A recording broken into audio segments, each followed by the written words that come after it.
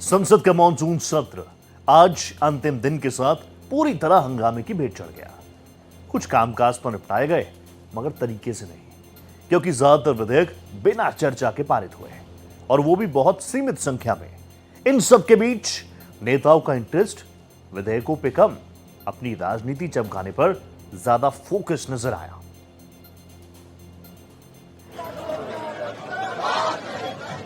ऐसी ही नारेबाजियों से संसद का मानसून सत्र धुल गया।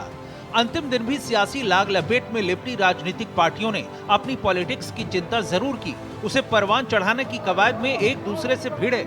लेकिन लोकसभा और राज्यसभा दोनों की कार्यवाही हंगामे और तीखे राजनीतिक टकराव के बीच अनिश्चित काल के लिए स्थगित कर दी गई।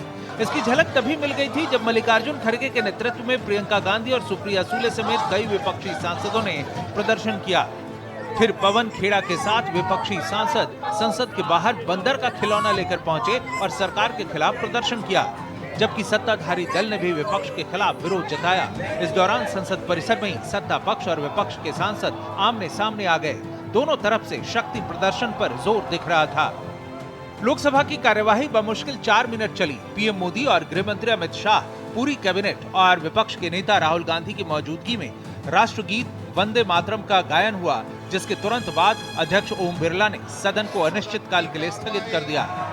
अनिश्चित काल के लिए स्थगित की जाती है।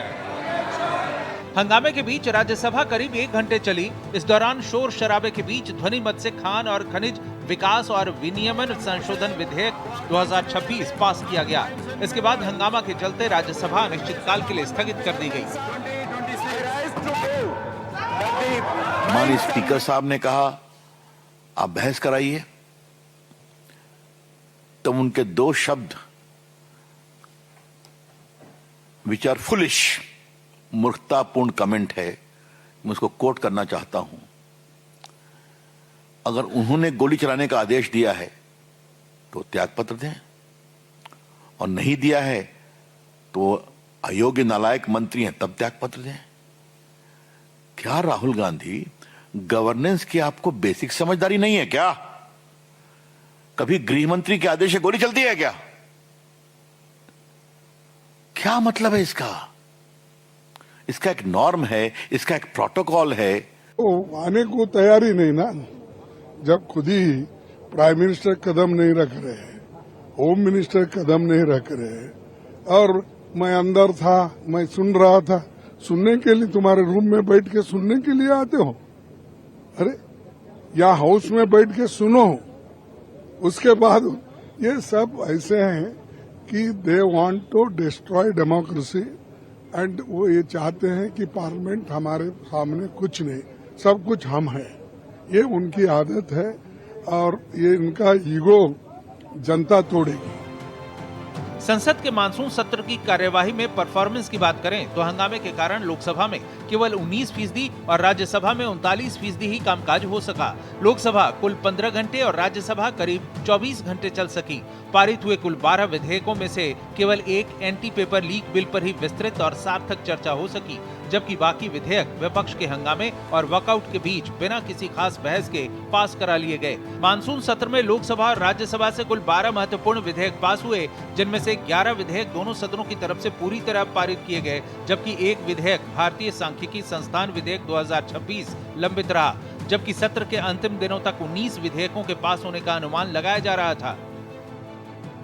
लोकसभा में कोई अच्छा चर्चा नहीं हुआ, बिल पास हुए हैं, 11 बिल्स पास किए हैं।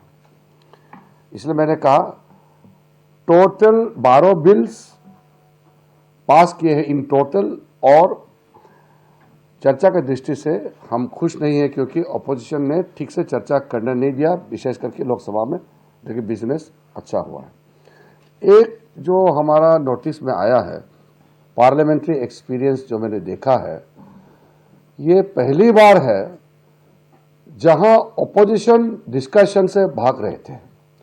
पार्लियामेंट्री डेमोक्रेसी में अपोजिशन डिस्कशन के लिए डिमांड करते हैं और सरकार उसका जवाब देते हैं, ये तरीका होता है। जब विपक्ष को विधेयकों में संशोधन के लिए सदन में आवाज उठानी थी, तब तो हंगामा हुआ, अब शिकायत कर रहे हैं। आज एक काला कानून देश की संसद में पास किया गया, उतना ही खतरनाक जैसा कि किसानों के खिलाफ 3 काला कानून लाया गया था। मैं आपके माध्यम से देश को जानकारी देना चाहता हूं कि राज्यों के खनिज पर अब सीधा कब्जा केंद्र सरकार का होगा।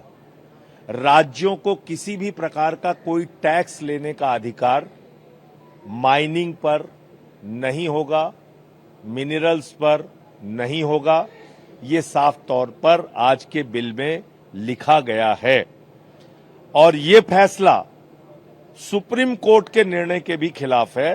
विपक्ष का गैर जिम्मेदाराना रवैया आप नहीं देख रहे? अरे विपक्ष एक भी बिल नहीं पारित होने दे रहा, सदन में हंगामा कर रहा। मतलब मैं रोज अपील करता हूँ, स्पीकर साहब अपील करते हैं, तो जब सदन नहीं चलने दे रहे हैं तो ये तो पूरा देश देख रहा है। राहुल गांधी पूर्णतः बेनकाब हो गए। अब कोई भी बिल जब गृह मंत्री जवाब देने के लिए तैयार है तो बिजनेस एडवाइजरी कमेटी में तय हो गया, तो गृह मंत्री का जवाब तो सुने। बिल तो महत्वपूर्ण, लेकिन जिस तरह से ये सदन में वो रोकना चाहते हैं तो ये देश के क्या हक में है? राज्यसभा में कांग्रेस अध्यक्ष और नेता प्रतिपक्ष मल्लिकार्जुन खड़गे ने आरोप लगाया कि 8 अगस्त को उत्तराखंड के हल्द्वानी में उनकी रैली के बाद उस मैदान का शुद्धिकरण कराया गया जो छुआछूत की मानसिकता को दर्शाता है। इस पर सदन के नेता जेपी नड्डा ने कहा कि बीजेपी ऐसी गतिविधियों का समर्थन नहीं करती और इसकी जांच करवाकर कड़ी कार्रवाई की जाएगी।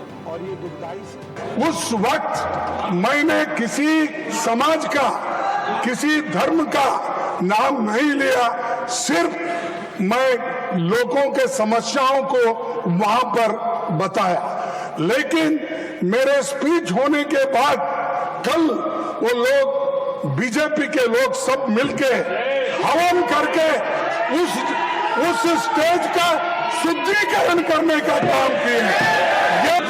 जो माननीय खड़गे जी ने कहा है, ये सच में बहुत ही दुखदाई विषय है और ये दुखदाई सिर्फ कांग्रेस पार्टी के लिए नहीं, ये दुखदाई हम सब के लिए है।